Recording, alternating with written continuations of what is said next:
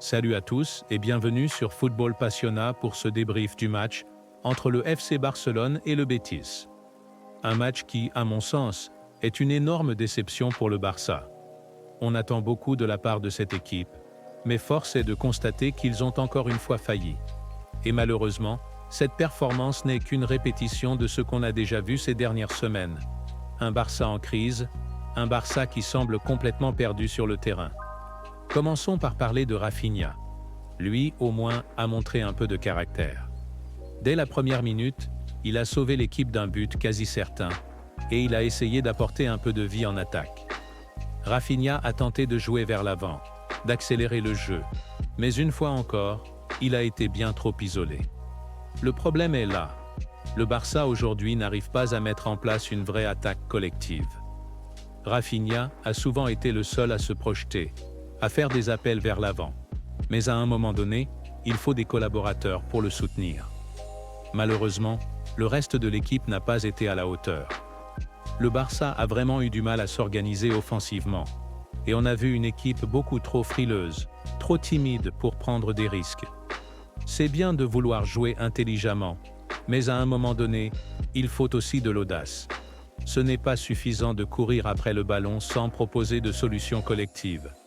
Le vrai tournant du match, à mon avis, c'est la gestion tactique du Betis. Leur pressage était tout simplement irréprochable. Le Barça a eu du mal à sortir de son propre camp, à jouer vers l'avant, parce qu'ils se sont fait étouffer par une équipe du Betis bien organisée et compacte. Le pressing du Betis a coupé toutes les lignes de passe du Barça, et ça a été un véritable carnage pour les Catalans. À certains moments, j'avais l'impression que le Barça jouait carrément à 10. Tellement ils étaient privés de solutions. Je vais être franc. Le Barça a joué comme une équipe apathique, qui n'avait aucune idée de comment désorganiser ce pressage. Et c'est là que Hansi Flick, l'entraîneur du Barça, doit vraiment tirer des leçons. Ce n'est pas la première fois que l'équipe est prise à la gorge par un pressing bien exécuté. Et il faut que Flick trouve des solutions pour que le Barça soit plus réactif, plus rapide, et surtout plus organisé quand ils sont pressés. Il n'y avait aucune fluidité dans les passes, aucune rapidité dans la transition. C'était très faible. Les chiffres sont sans appel. 2,86 d'XG pour le Betis et seulement 0,50 pour le Barça. Ces statistiques illustrent parfaitement la différence de niveau entre les deux équipes sur le terrain. Le Betis a créé des occasions de haute volée, des opportunités que l'équipe aurait dû concrétiser. Mais même en ratant ces occasions, le Betis a largement dominé le match dans tous les domaines. Possession, pressing et construction de jeu. Le Barça a eu quelques rares occasions, mais franchement, rien de suffisant pour inquiéter un gardien de haut niveau. Les attaquants étaient complètement seuls, abandonnés par un milieu qui ne savait pas comment gérer les phases offensives. Le Barça, sous Hansi Flick, semble avoir perdu son identité. Ce Barça-là ne ressemble pas à celui qu'on a connu ces dernières années, même sous Xavi. Il manquait de créativité, de vitesse, et surtout de cohésion dans les phases offensives. Le pressage était presque inexistant, et quand il y en avait, il n'était pas du tout synchronisé. Ensuite, parlons des changements. Les remplaçants qui sont entrés en jeu, De Jong et Gavi, ont été directement des responsables d'eux mais encaissés. C'est incroyable. Mais on ne peut pas ignorer ce genre d'erreur. De Jong, qui est entré en cours de match, a commis une faute qui a directement mené au pénalty pour Victor Roque. C'est une erreur impardonnable pour un joueur de son niveau. De Jong doit savoir qu'il est déjà derrière Roque et qu'il ne doit surtout pas faire ce genre de geste inutile dans la surface. Il lui marche sur le pied et le pousse avec le bras.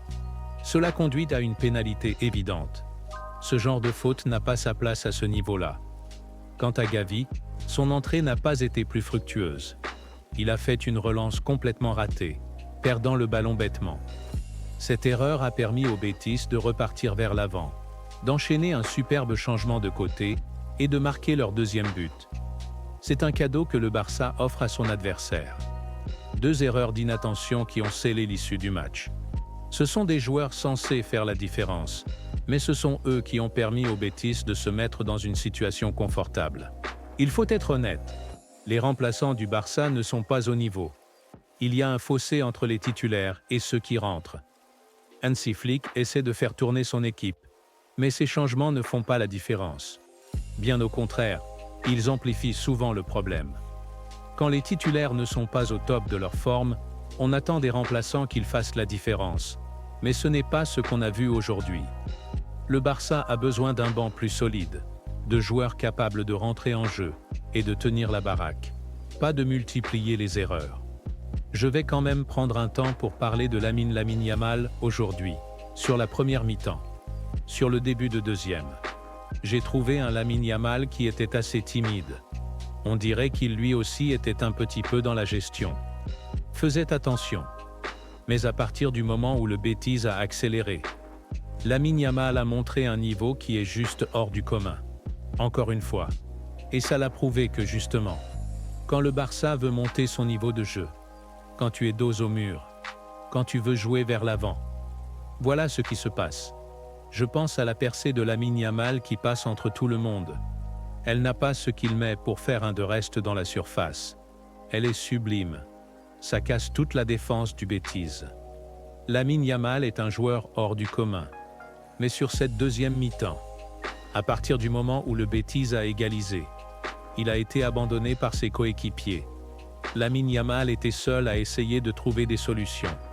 Il a été abandonné par ses coéquipiers. Lamine Yamal a monté vraiment son niveau. À partir du moment où le Betis a marqué, il a monté son niveau. Il a été beaucoup plus disponible. Il a ramené du danger. Il a commencé à redribbler beaucoup plus, à centrer, à trouver des passes extraordinaires. Lamine Yamal a monté son niveau. Le problème, c'est pourquoi tu n'as pas joué comme ça depuis le début. Le Barça, normalement, c'est on marque, on ne s'arrête pas.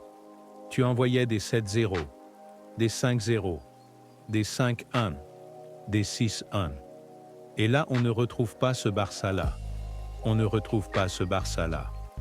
Revenons sur l'aspect tactique. Quand tu veux mettre du pressage, du contre-pressing, il faut que tous les joueurs soient à 200%. Ce n'est pas un effort qu'un ou deux joueurs peuvent fournir seuls. Si l'un des éléments du pressage est en retard, alors tout s'effondre. C'est exactement ce qui s'est passé avec le Barça aujourd'hui.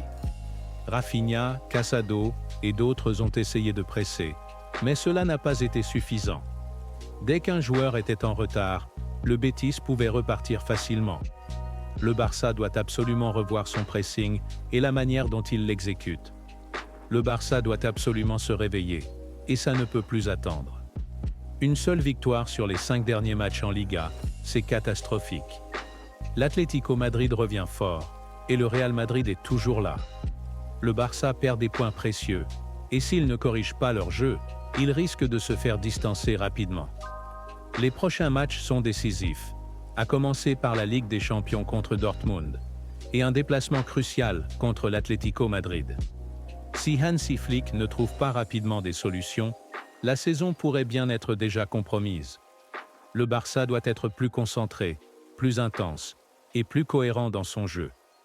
La question est, vont-ils se réveiller à temps, ou vont-ils laisser passer leur chance une fois de plus? Merci à tous d'avoir regardé ce débrief jusqu'au bout.